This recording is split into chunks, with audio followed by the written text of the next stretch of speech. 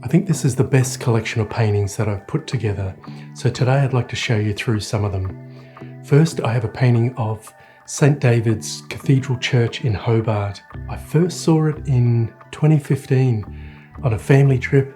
Had a spare few moments and I saw a parking garage, and I managed to climb up to the top of it to be able to get an idea of what was the surrounds, and because I do love that downhill view. And this was the scene that I actually first photographed. But little did I know that 5 or 6 years later I'd be teaching in Hobart, and the building, the red building on the bottom right, is actually where I teach, which is an amazing little bit of coincidence. But I do love that downhill aspect. I did paint it from the studio, of course, because I only have those few days to teach and then I'm fly in, fly out. But it was a real challenge, and I think that's why I wanted to capture it in a few different times of the day, a few different lights. And that's what I did. This was a morning light looking back towards the mountains. Hobart, like most cities around the world, is built on a river, which is the Derwent River, which is just out of view on the left. I knew when I drew this in that I had a really great scene on my hands. I just had to hang in there and hope to get it to come to fruition. Another painting, this is the second one from Hobart. This is more of the Derwent. It was in winter from this photo, and what I loved about it was the lovely big car shadows that were falling over the river and a little bit over the city of Hobart. But then I've juxtaposed it with the buildings in the foreground, so I've really used that forced perspective. And I think the tricky part was really getting the right amount of atmosphere on the mountain in the background, which is called Mount Wellington. And I'm not sure how often it gets snow. I don't know if it's every year, but I believe it's probably most years that it does get some snow. So it was actually almost a little bit of a catalyst painting for me in this year's work, where to get it to work how I wanted required me to have to really push beyond anything else that I'd ever done for softening edges, especially in the distance on that shadow. That was probably the toughest aspect, was combining the effect of the shadow with the distance as well, and the mountain and the water. So there was lots of moving parts there. The next one's just a simple little beach scene from the Sunshine Coast near where I live. I did value add by putting a little tugboat in the background.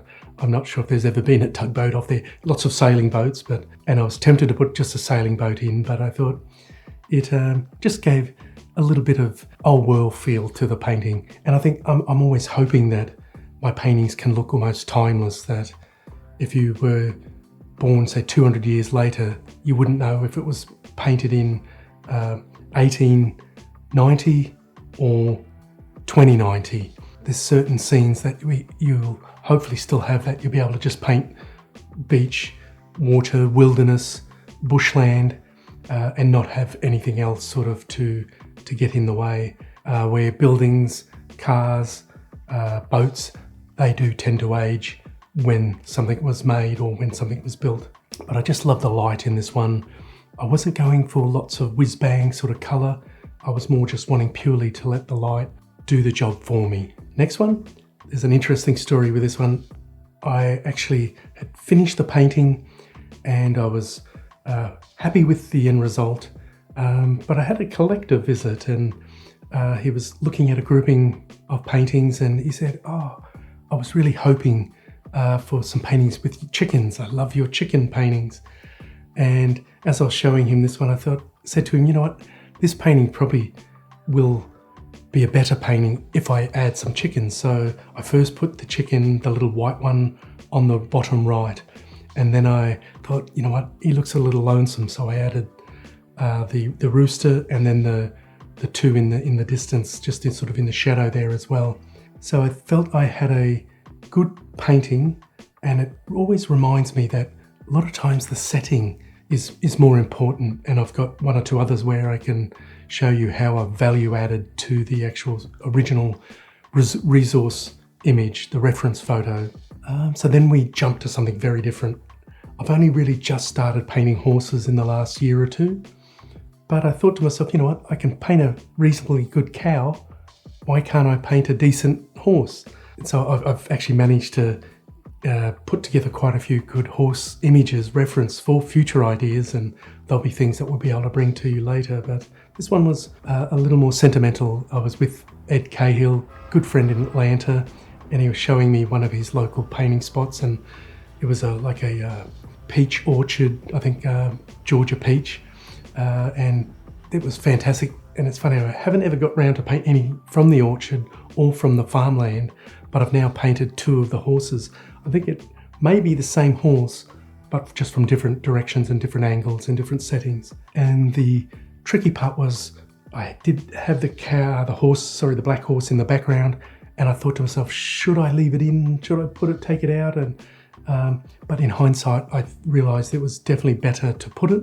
It was great for scale, size, and it sat in the background in the shadows really nicely. So now we come back to Australia. Most people who have ever painted the beach boxes, they're quite famous in England, South Africa, in Australia, in Victoria, Sydney.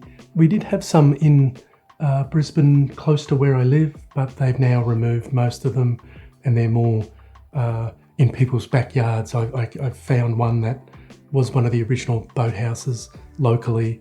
But if this one was more about the shadow, more about trying to get that effect of the sand, that slight undulation, how sand from when people walk on it and the wind blows on it, it gets that movement.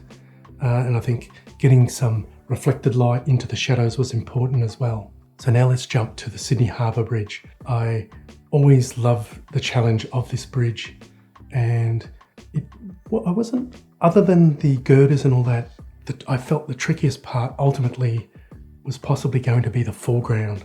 So once I battled through getting the bridge right and the distance working, I then thought to myself, okay, I've got two of the three areas of those zones, background, mid-distance. Now I've got to get the foreground. But thankfully, the fact I was just following, it's funny, when you have uncertainty, that's when you want to really look back on your training and look back and go back to the basics, light and dark, placement of shape, edges, and it will always pull you through. And I think definitely with this one, that's when I thought to myself, you know what, if training is so helpful, education is good. If this painting doesn't work, well then it just shows that training and adhering and being disciplined to that isn't that important, but it was the thing that got me through. So that was a nice little victory for being well trained and trying to get ourselves as trained as possible. So now we flip to another painting. We've got a black and white Frisian Holstein cow. Interesting thing was, this cow wasn't there. It's actually, the original setting was in Pine Valley in Utah, which is in southern Utah. If you're ever in that area, I can highly recommend it, even if it's up in summer. In St. George and Salt Lake City, it might be 100 degrees, 40 degrees Celsius. But I introduced the cow with this one. So I used the Procreate app first I actually had two cows. I had a tractor in there. I was just playing with ideas. And a lot of people sort of think, oh, that's technology, that's cheating, that's wrong, and for a long while, yeah, I was a little against, not dead against, but I think that's just taking creativity to another level. That's really allowing the artist to really, really sort of push a concept and introduce new elements.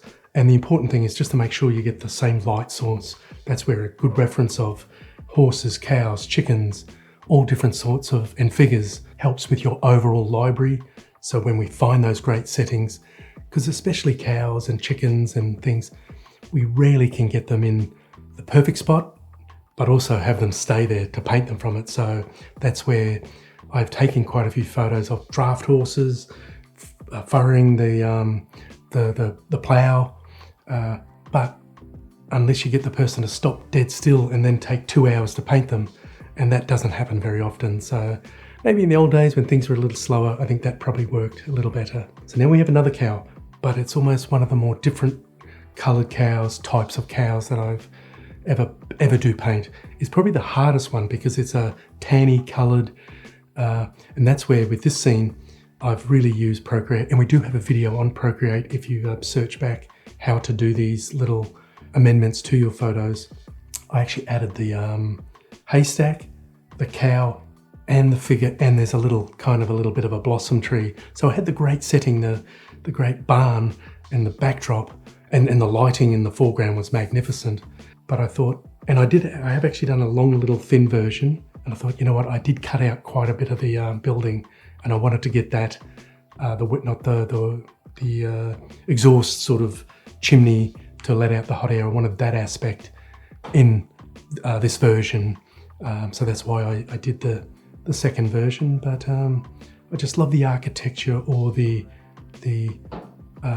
work that I got on the cow's face and horns, and that was really a personal little victory, so I was really thrilled with that. And now we skip to another part of America. This one's back into Utah.